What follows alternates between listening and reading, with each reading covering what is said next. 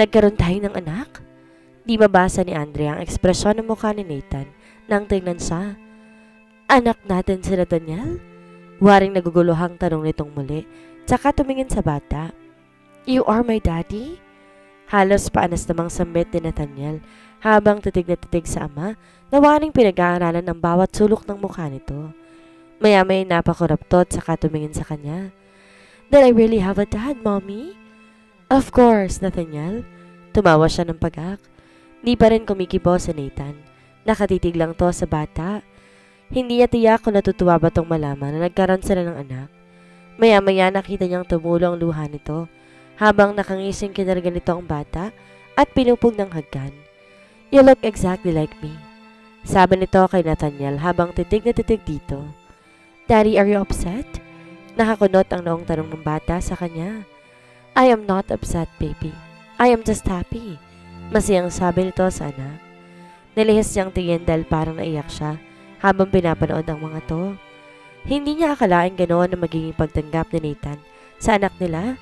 Kahit paano nabunutan siya ng tinik. Bakit ngayon mo lang ipinaalam sa akin ang tungkol sa kanya? Maya-may narinig niyang sumbat nito sa kanya. God! Kung hindi ka pa pala magpa-file ng annulment papers ay napahinga to ng malalim, tsaka muli niyang nabanaag ang galit sa tinig ito. 5 years mong pinagkait ang karapatan ko sa kanya. Di siya makapaniwala nang tingnan niya ito. Ha? At ako pang may kasalanan sa lahat ng to, ha? Yamot na sagot niya rito, tsaka naningkit ang mga mata. Sino ba sa atin sa palagay mo ang may kasalanan, ha? Dito agad nakasalita, tsaka tumingin ng matiim sa kanya. Bago natin harapin ang tungkol sa annulment, palagay ko, dapat muna nating ayusin ang lahat ng mga karapatan ko sa anak ko. Mariing sabi nito, hindi ko papayagang ilayo mo siya sa akin. Hindi na kayo babalik ng Canada. Kinagurat ni Andre ang naging pahayag nito. Hindi niya alam kung matatawa o maiinis sa sinabi nito. At sino ka para magdesisyon sa buhay ko, Nathan? Nakalimutan mo na bang matagal nang tapos ang sa atin? Sa bagay, in the first place, wala namang naging tayo. May pait sa tinig na sabi niya. Pinakasalan mo nga lang pala ako para makapaghiganti. Kaya wala kang karapatan para pagbawalan ako sa kung ano man ang gusto kong gawin sa buhay ko. Wala kang karapatang pagbawalan ako. Pero sa bata, meron. Dahil anak ko rin siya, Andrea. At hindi ko papayagang muli mo siyang mailayo sa akin. Maghahalong balat sa tinalupan. Hindi mo siya maisasama pabalik ng Canada. Giit nito. Naparinok siya. Alam niya seryoso sa Nathan sa sinabi nito. Napatingin siya kay Nathaniel na waring naguguluhan sa kanilang dalawa na lalaki. Kinuha niya ang bata dito at niyakap ng mahigpit. Mommy, are you fighting with Daddy? Takang tanong nito sa kanya. No, anak.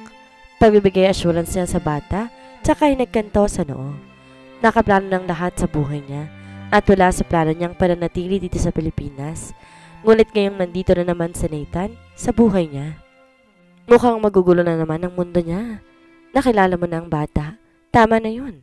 Pagkatapos masiayos lahat ng documents para sa annulment papers, babalik ulit kami mag-ina sa Canada. At I will take legal actions para sa custody ng bata. Mabilis sasabi nito sa kanya. Natigilan siya. Alam niyang kayang-kaya nitong makuha ang custody ng bata dahil marami tong connections dito sa Pilipinas. Nathan, bakit ba gustong-gusto mong pinapahirapan ako? Parang na maiiyak na tanong niya rito. Hindi kita gustong pahirapan. Binabalaan lang kita na hindi mo mailalayo sa akin ang anak ko. Not this time. Matigas ang tonong sabi nito sa kanya. Helpless na napakagatlabi siya. Para tuloy gusto niyang pagsisihan na pinakilala pa niyang anak niya sa ama nito. Nagkamali nga yata siya ng desisyon. Ano pa nga bang aasahan niya sa isang lalaking kagaya ni Nathan na punong-puno ng pride sa sarili? Wala itong ibang nasa isip kundi ang sariling kapakanan. Once and for all, gusto kong linawin sa iyo na hindi ako papayag na kontrolin mo pa ang buhay ko. Babalik kami sa Canada sa ayaw at sa gusto mo. Nakapagplano na kami ni Mac na doon namin gustong bumuo ng pamilya. Mariing sabi niya rito. Kung kinakailangan ilaban ko sa korte ang tungkol kay Nathaniel, lalaban ako. Hindi ako natatakot sa'yo. Pagkasabi nun, mabilis niya na siya totoong tinilikuran. Di siya makapaniwalang nasabi niya ang mga bagay na yun kay Nathan kahit ang totoo. Natatakot siya sa maaaring mangyari Oras na tinototoo nito ang banta. Gusto niya tong murahin. Bakit ba tuwang-tuwa tong nahihirapan siya? Nathan's POV. Tahimik lang si Nathan habang sinusundan niya ng tingin sina Andrea. Pakiramdam niya ibang Andrea ang kaharap niya ngayong araw na to. Hindi na tong Andrea na sunod-sunuran lamang sa bawat sasabihin niya. At somehow, may nakatapa siyang takot sa pinakatagong bahagi ng dibdib niya. Takot, pangulila, at panghihinayang dahil isang magandang pagkakataon ang pinakawalan niya 5 years ago. Pero hindi niya na may babalik pa ang mga nakalipas. Alam niyang pag-aari na ng iba ang puso nito.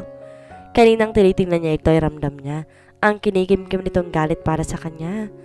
Alam niya kahit anong gawin niya, hindi niya na maibabalik pa ang dating nararamdaman nito para sa kanya. Napakayong mga palad niya. Hinayaan niyang maagaw tong tuluyan sa kanya ni Mac. Pilit niyang minumura ang kanyang sarili habang naglalakad patungo sa parking lot ng kanyang sasakyan. Hindi niya alam kung kanino niya ibubunto ng galit na nararamdaman. Dumiretso siyang mula sa pub house. Hindi niya papayagan na pati karapatan niya sa anak ay tuluyan ng mawawala sa kanya. Gagawin niyang lahat, silatan niya lamang ang meron siya ngayon at sa kauna-unang pagkakataon. Waring may nakapasyang pag-asa sa dibdib niya na makita niya kaninang bata. Andrea's POV. Iyak nang iyak si Andrea habang papauwi sa kondo nito na tinutuloyan nila. Panay ang tanong sa kanya ni Nathaniel kung bakit siya umiiyak, ngunit panay lamang iling niya. Maya-maya yumakap sa kanyang bata at humihikbi na rin, kaya pinunasan niyang kanyang luha at piniling muling pumatak. Masyado pang bata si Nathaniel para maintindihan nito ang nangyayari sa kanila ni Nathan. Isa pa, hindi naman tamang madami pa ito sa away nila ng dating asawa.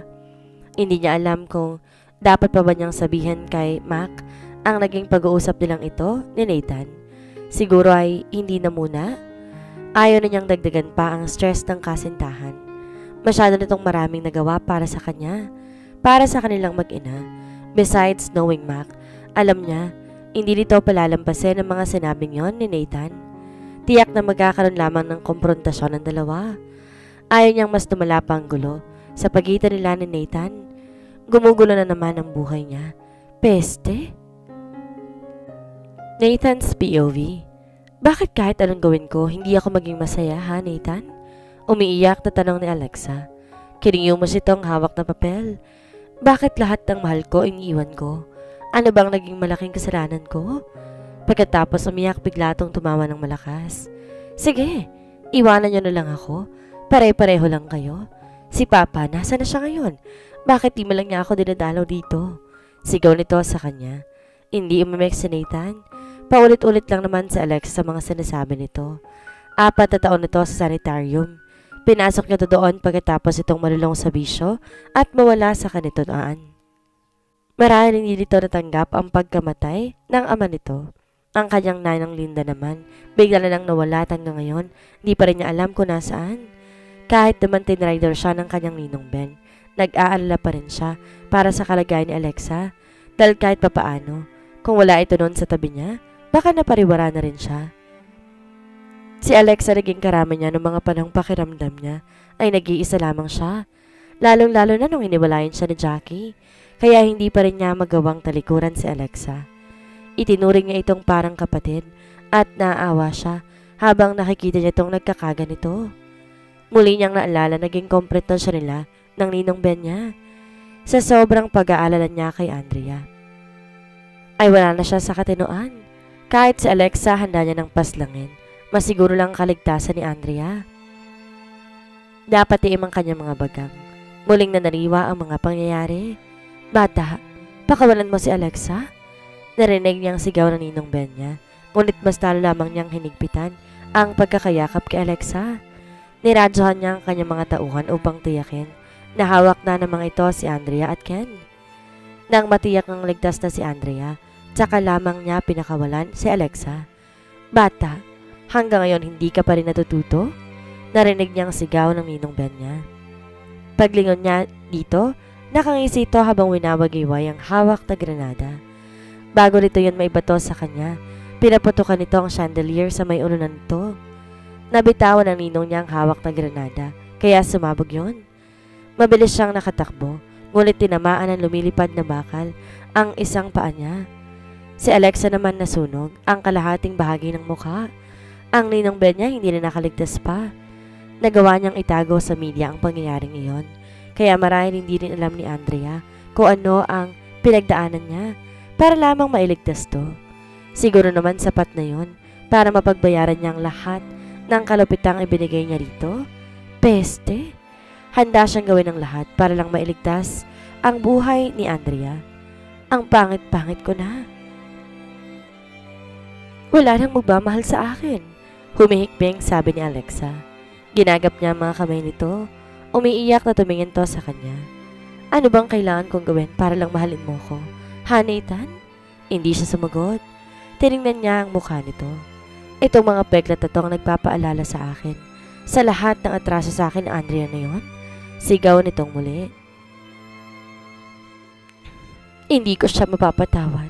At oras na makalabas ako rito, talagang mawawala siya dito sa mundo. Banta pa nito. Magpahinga ka na, Alexa. Tipid na sabi niya rito. No! Ilabas mo ako dito. Ayoko dito. Inaapi nila ako dito. Hindi ako siraulo. Bakit mo ako pinasok sa mental hospital? Kung meron mang siraulo dito, ikaw yon, Nathan. Ikaw yon. Dahil ginagawa ko ng lahat para sa'yo. Pero hindi mo pa rin ako matutuhang mahalin. Kaya sira ka. Bulag ka. Baliw ka para hindi mo magawang mahalin ng isang kagaya ko na handang magsakripisyo para sa'yo. Napapaluha siya habang pinamamasan na nakakaawang kalagayan ni Alexa. Partly, alam niya may kasalanan din siya dahil niyaan lamang niya itong noong mahalin siya. Pinaasa nga rin siguro niya ito. Napapagod na tumalikod siya. Ang lakas-lakas ang palaho ni Alexa habang nagmamakaawa sa kanya. Ilabas mo na ako dito. Hindi ako sira. Nathan, peste ka. Hindi ako sira. Na makasakay sa kotse, nagring ang telepono niya. Ang maid ni Jackie ang nasa kabilang linya. Sir, si Ma'am Jackie po dinala ko sa ospital. Natatarantang sabi ni Sally sa kanya. Hinimatay kanina? Saang ospital mo siya dinala? Pupunta na ako? Anya rito at saka nagmamadali. Pinatakbo na ang sasakyan. Pakiramdam niya ang bigat ang dinadala niya. Dahil dalawang babae ang nasa pangangalaga niya ngayon, hindi niya maaaring talikuran sa Jackie dahil alam niya, kailangan siya nito. Isa rin yon sa mga dahilan kung bakit niya naginambala pa si Andrea sa Canada. Alam niya, kailangan siya ni Jackie at ayaw niya makadagdag sa stress sa Jackie kapag iniwan niya ito.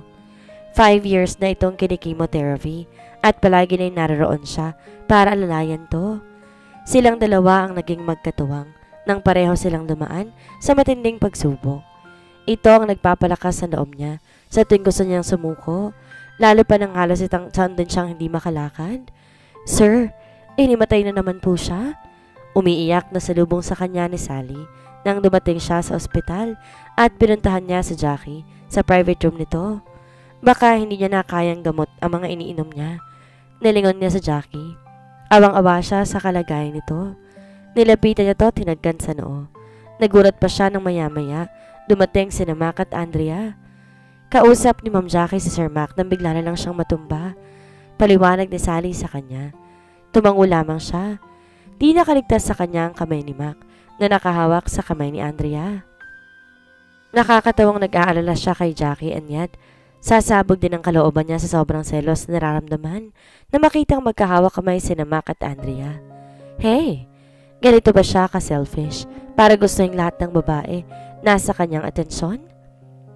This is insane. Pinalis na lang niya ang selos na nararamdaman at pinag-ukulan ng pansin ang kalagayan ni Jackie. Andrea's POV. Cancer? Ilang beses napakarap si Andrea habang nakikinig sa kwento ni Mac. Bigla naisip niya si Nathan. God, paano tinanggap na lalaki ang kalagayan ni Jackie? Alam niya kung gaano nito kamahal si Jackie, kaya tiyak niyang nahihirapan itong makita ang pinagdaraan ng iyon ng babae. Ngunit naisip niya, maswerte rin naman si Jackie dahil kasama nito at nasa tabi nito ang lalaking mahal nito. Kaya nga gusto rin nilang maayos ang annulment papers ninyo para magpakasal sila sa lalong madaling panahon. Sabi pa ni Mac. At ewan ba niya kung bakit hindi naman katakataka yun? Pakiramdam niya, may matalas sa bagay pa rin ang tumapyas sa kanyang dibdib. Kanina, noong nakikita niya kung gaano mag-asikaso si Nathan sa kanya. Kay Jackie, pinapatay siya ng selos na nararamdaman. Alam niyang masasaktan ng husto si Nathan oras may masamang mangyari sa babae. Inawakan ni Mac ang isang kamay niya. Dinala nito sa mga labi nito. I love you so much, Andrea. Sabi nito habang nakatitig sa kanya. Nawaring humihingi ng assurance niya. God, hindi ko yata kakayaning may mangyaring... Hindi dito tinuloy ang sasabihin. I love you. Muling sabi nito sa kanya. Di niya magawang sumagot.